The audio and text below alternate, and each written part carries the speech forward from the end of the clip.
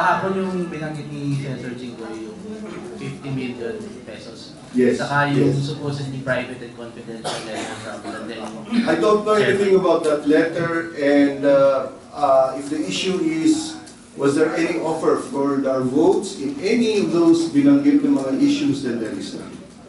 But sir, there was a letter. Was there a letter and I'm not aware of it.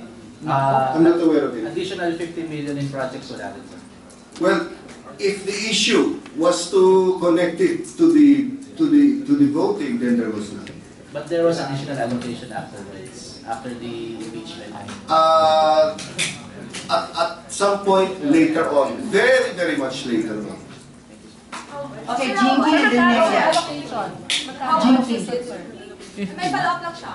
Sir, how much was the additional allocation? 50. Yung sinabi ni former Chief Justice Corona na vindicated siya dahil doon sa sinabi kahapon ng senador na hindi niyo binabanggit yung pangalan ngayon. Kasi kasama kayo sa bumoto, sir. Yes.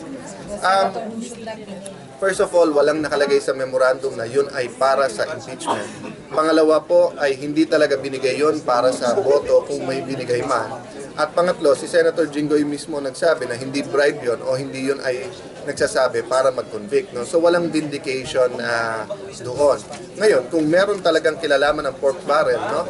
Dito, masama to.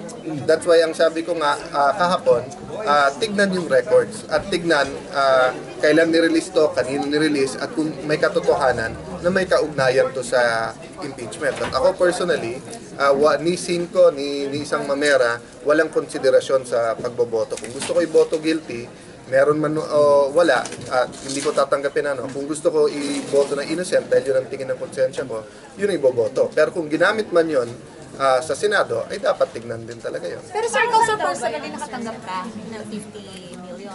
Basta kung ano ang nire-release sa lahat.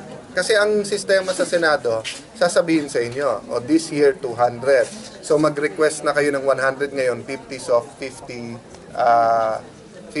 hard. Tama din yung sinabi ni Senator na hindi dapat pangalanan, na towards the end of the year or after the budget hearing, minsan nagsasabi may extra 50, may extra 100. No? So kung meron dumating sa mesa ko na nakalagay doon, kasi hindi ko matandaan yung caucus na yon eh.